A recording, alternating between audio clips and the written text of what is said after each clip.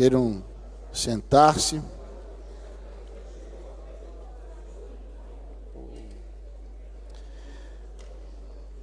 Vamos retornar às nossas atividades com o último painel da manhã, intitulado Hate Speech, Fake News e Redes Sociais. Como oradora principal, eu convido à mesa a professora Sofia Ranchordas, doutora em Direito pela Universidade de Tilburg e pela Universidade de Antuérpia, e professora da Universidade de Groningen.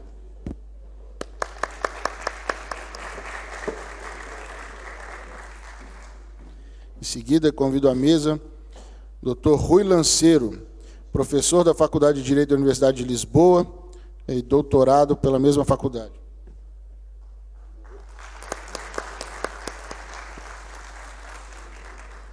Convido também à mesa o professor Jorge Galvão, doutor em Direito do Estado pela Universidade de São Paulo e professor do Instituto Brasiliense de Direito Público e da Universidade de Brasília.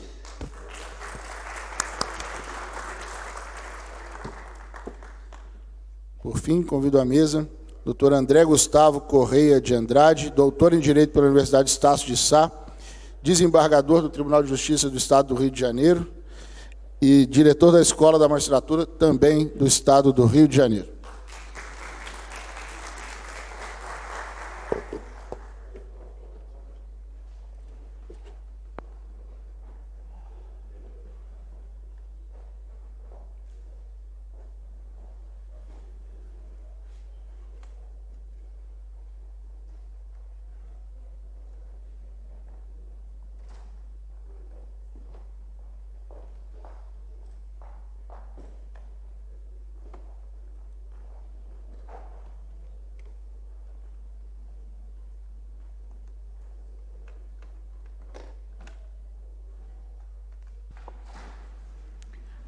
Bom dia a todos. Eu penso que este painel será em inglês. Eu pelo menos preparei a minha apresentação em inglês, espero que não se importem. Eu também ouvi que, penso que aqui há tradução para os que se sentem um bocadinho menos confortáveis com o inglês. So, I'll continue in English. Thank you once again for the invitation. It's a pleasure to be here, and it's a pleasure to talk about a very important topic that we have already started talking about this morning already. So, if you're born in Portugal, or if you're at least a little bit older than I am, or if you're just as old as I am or younger, and if you paid close attention to your history classes, you know very well what the blue pencil is. If you are Brazilian and not acquainted with the blue pencil, I think you'll have to hold a little bit because I'm not going to unveil the mystery yet. I'd like to discuss with you a couple proposals on hate speech, social media, and freedom of speech today. So I'll start with this one. So the first proposal I'd like to discuss with you, and hopefully the other members of the panel will feel comfortable to actually, discuss also these proposals, unless they find them too controversial. The first one is basically that social media should be recognized as a legitimate form of citizen participation. I mean by this that social media should be regarded as a vehicle for participation beyond elections. So I'm not saying that I agree with this proposal, I would like to just spark some discussion. Because when we look at social media, we see that citizens really use it as a vehicle for participation. They hold their representatives accountable. There have been many politicians that have actually had to quit after being basically burned on social media. Citizens see Twitter or Facebook, especially Twitter, as an instrument to participate, to basically voice the opinions that they could not voice during elections. It is a way of constantly holding people accountable for what they are doing. The problem is, actually there are two problems I would say. First one is that law doesn't see it yet as a legitimate form of participation. We have established forms of participation for citizens, such as elections, of course. We have referenda, which are very trendy right now, but social media is not yet regarded as a legitimate form of democratic participation. But I would like to propose that it could be one. So I would like to hold this one, I would like to please ask you to hold this proposal in mind, especially the panelists, because I think this could be an interesting topic for discussion. The second one, and it actually contradicts the first one, is that we should shut down social media. Yeah, we should shut down social media to prevent disinformation.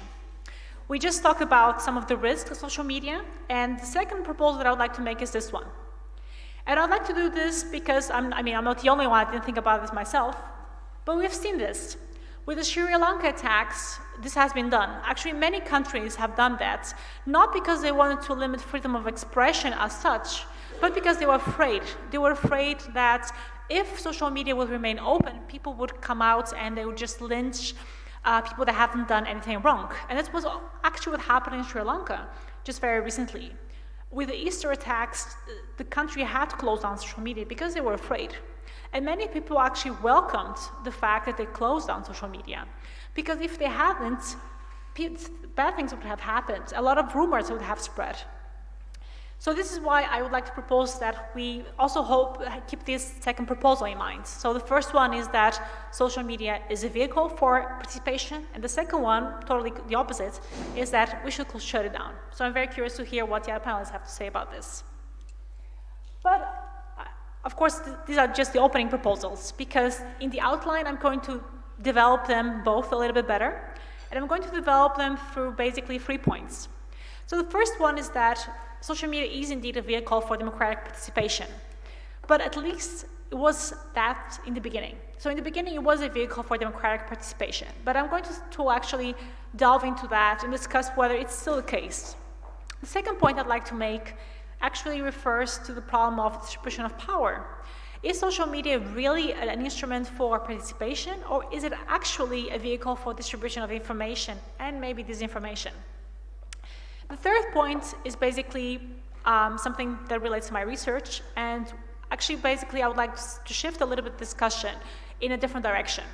And that's why the third topic is what we should really be talking about. And I think we should really be talking about power and information power and platform power. And that will be basically the way I'm going to close the intervention.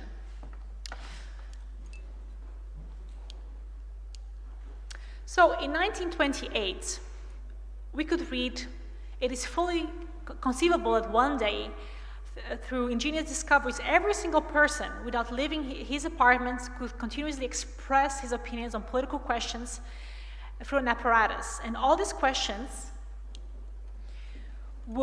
opinions would be automatically registered by a central office where one would need to read them off."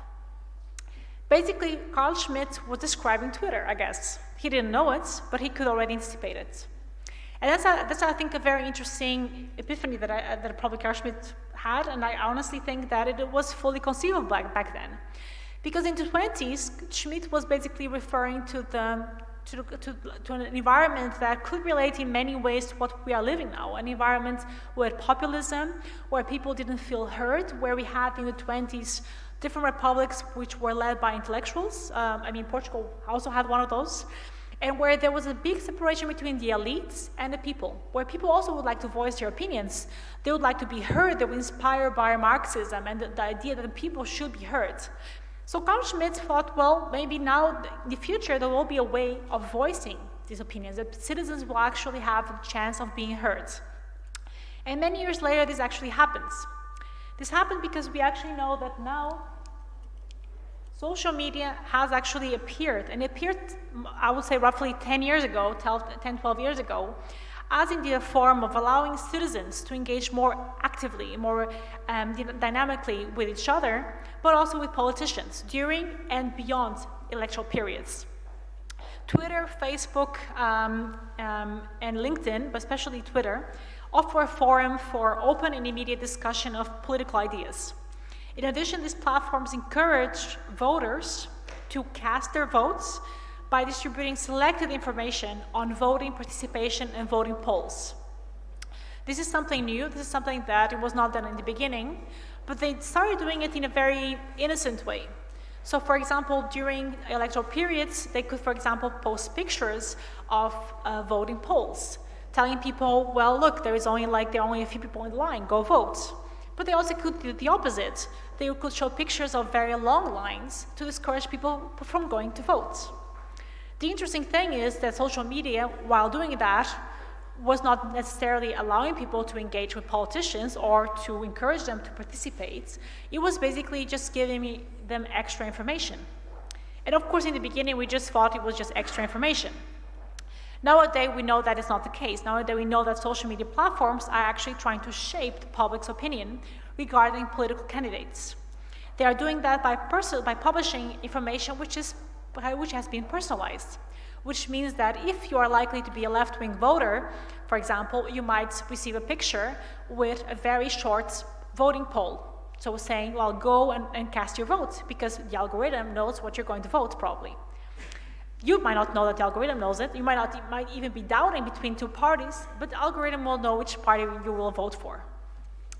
However, if you are a right-wing voter, the algorithm made in California by a progressive company might not want you to vote, because they say, no, we don't want more populists in power. We don't want right-wing voters to go. Let's just put a picture of a very long line to discourage him from voting. And this is how it started, how the influence of social media started. Social media gives a voice to citizens beyond elections. So beyond the point where you have decided to vote or not, you still have the option to participate in the elections, or at least in your democracy. Because social media allows citizens to react to political actions and to review and rate any actions made by their representatives. And basically, we have moved way past this image of what social media in the beginning was as basically a vehicle for participation. Right now, we have what I call responsive democracy. So social media has become a source for this responsive democracy, and you might have seen this, this term responsive in, a great deal of literature. For example, Ayers and Braithwaite have written a book on responsive regulation.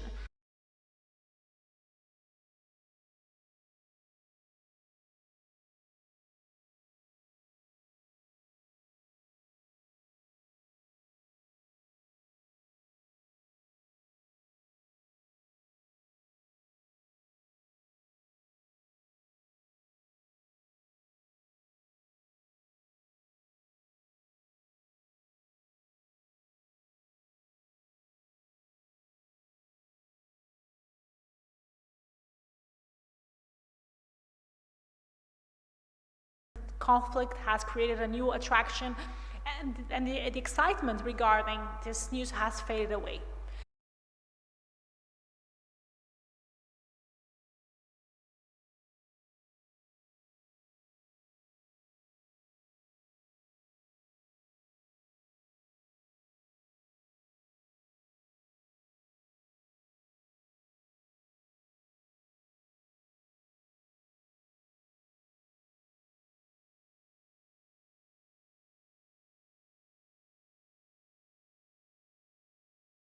Voice immediately what they think. But at the same time, it also imposes continuous political participation. So it would mean that citizens would always have to react, and politicians would react back in an also emotional way. And this basically creates a new democratic pattern where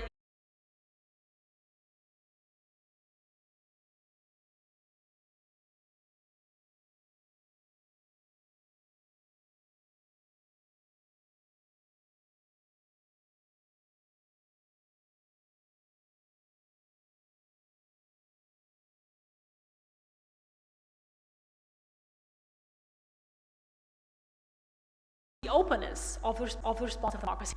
So we move from this, the opaque and quite privacy-friendly place where you can cast your votes and no one will know what you have voted, to a space where you basically respond to democracy. Not only will the algorithm behind